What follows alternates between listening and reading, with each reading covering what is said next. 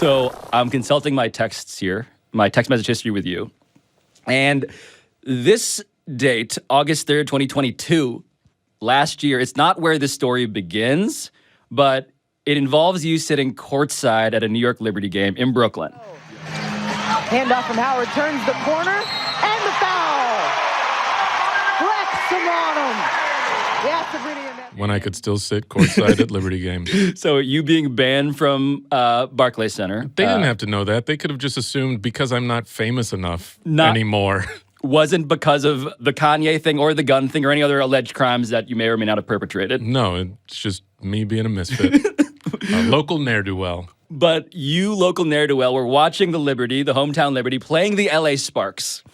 And this game would have been, like, forgettable otherwise for me, except for the fact that you texted me the following. Quote, one of the New York Liberty has a Joker tattoo. And you followed that up as I asked, who? Question mark? You followed it up with number 3 Dangerfield, calf Joker tattoo. Referring, it turned out, to Crystal Dangerfield, now the Dallas Wings. What do you remember about the moment that you spotted this in this WNBA game? Well, I remember this because we had been talking about seeing a Joker tattoo, I want to say during the NBA playoffs, and it sent me down a rabbit hole of, A, why does this person have a Joker tattoo?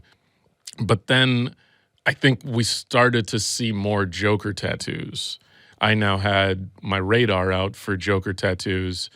And so then anytime I saw one, I felt it my duty to share with you that the Joker is in these streets. Yes, and specifically on Crystal Dangerfield's back right calf. Then the same game noticed what? A second Joker tattoo on another player. In the exact same game. This is the calf of another WNBA player on the same court, Brittany Sykes of the LA Sparks, now the Mystics. This is jarring. On the same floor, 2 different Joker tattoos. Which Joker do you think this is, by the way? Because that was a Heath Ledger. This is... Why So Serious is also Heath Ledger. Why So Serious? Oh, yes. Yeah, so it's 2, you got a double Heath. Double Heath. Well, I should establish here, right, that, seeing a single Heath in this context, any Joker tattoo, really, it does feel like an immediate red flag. 100%. In society. If you told me, Wyatt, I'm seeing this girl now, and I'm like, oh, what's she like? And you're like, tall, athletic, has a tattoo of the Joker, I'd be like, staging an intervention. Yeah, that's the red flag right there. Yeah. I mean, it's surprising to me also. I thought, I would have assumed that all of the people who got these tattoos were incels, I guess. Yes. Oh, 100%. Yeah. No, the Joker is Proud Boy number 1. The proudest boy. Yeah, he is the proudest of the boys. He's not a hero in any way. In the comic books, he murders people indiscriminately. He paralyzed Batgirl. And the spine appears to be damaged. You scum. He killed one of the Robins with a crowbar, no less.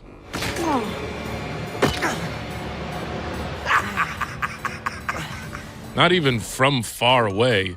It was brutal. He's a sociopath. Yep. Blew up a hospital at one point. Blew up a hospital.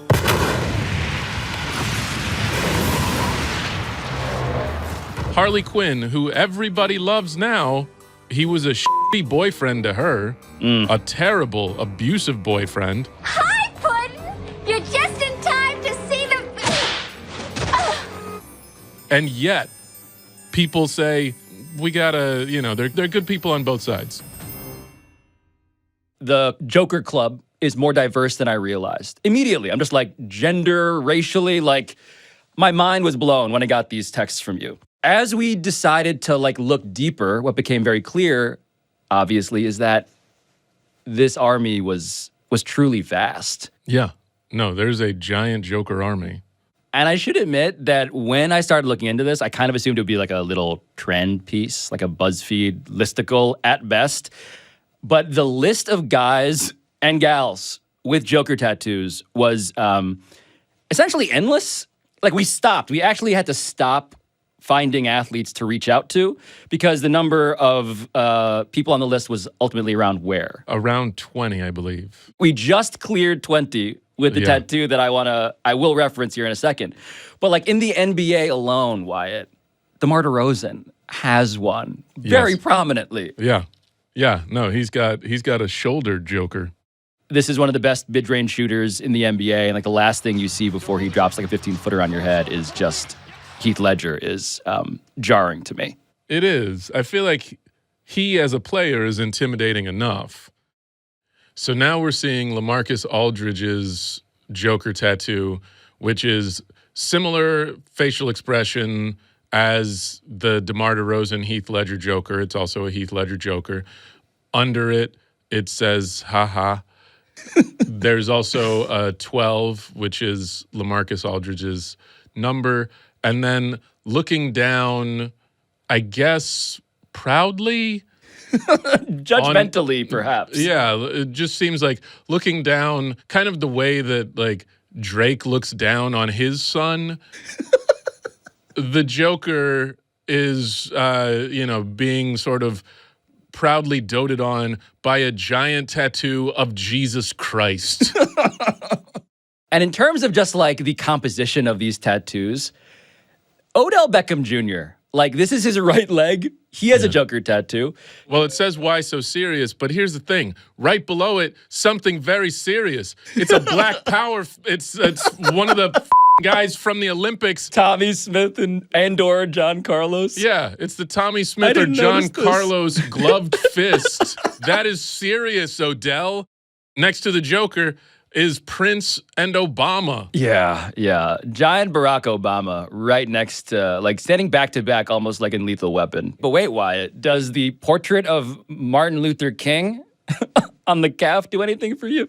Again, why so serious? MLK, Barack Obama, the Joker, and Prince, those four proud black kings together. Well, the whole idea of identifying with the villain here, which is a recurring theme. I mean, it brings us to another football player, George Kittle, the 49ers star tight end. He didn't just get a Heath Ledger tattoo on his left forearm.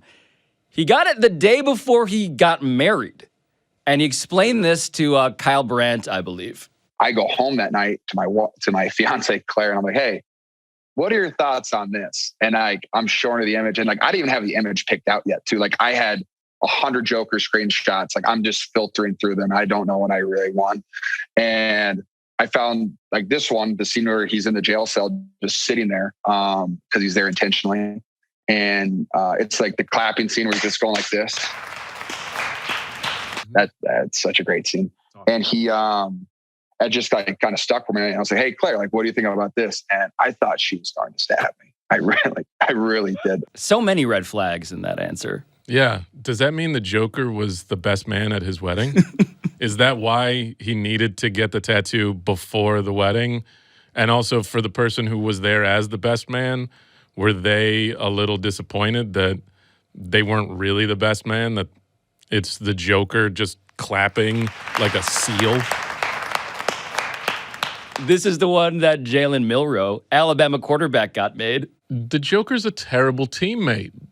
Look at this.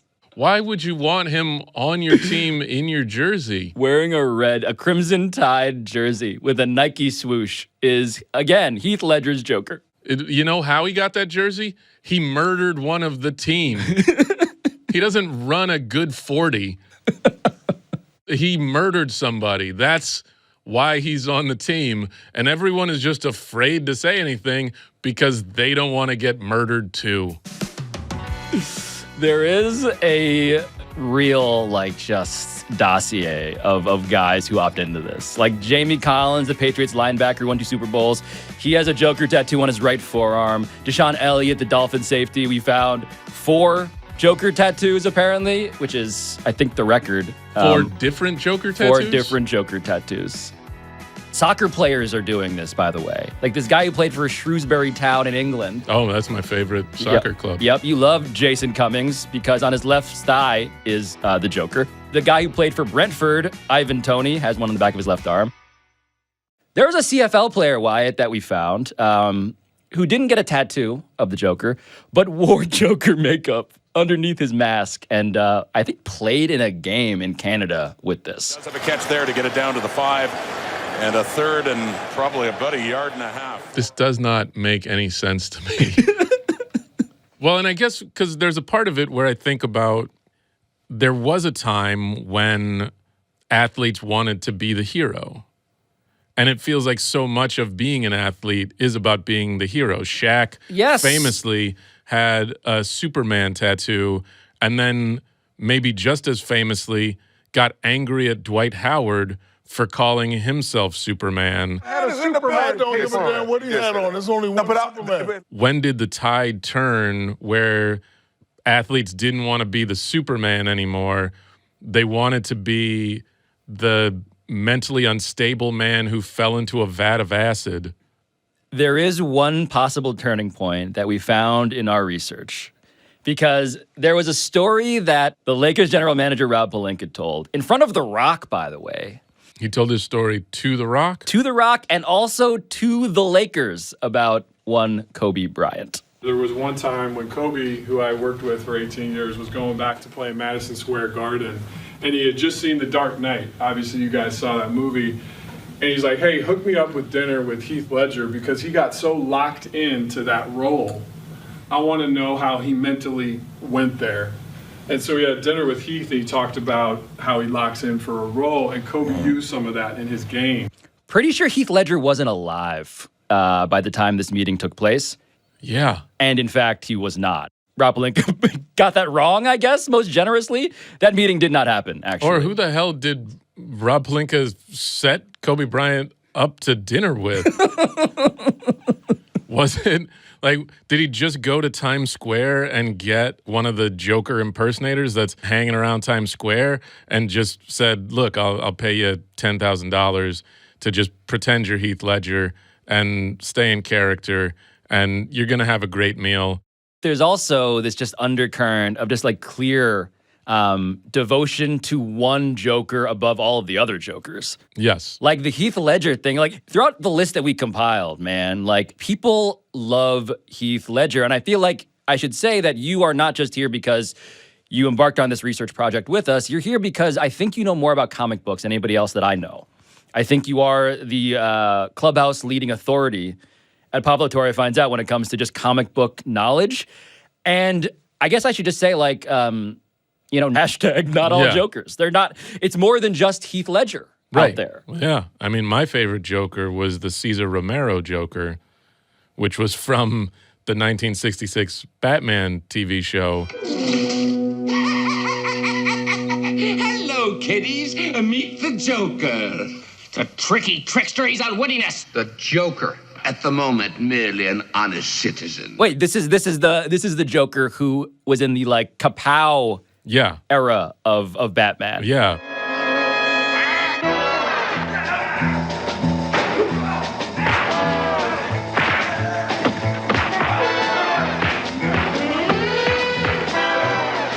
Cesar Romero, Spanish and Cuban Joker. Mm-hmm. The only brown Joker. Not a lot of Cesar Romeros. No. In our research. The reason I like the Cesar Romero one is because worst thing he's going to do is put a cherry bomb in your toilet and giggle all the way to the bank. Like, that's it. He's not. He was the clown prince of crime in a way that was actually like kind of endearing. Yeah. His crime was like, oh, I'm going to go to this car dealership and I'm just going to paint all the cars with polka dots. And he just is like, what are you going to do?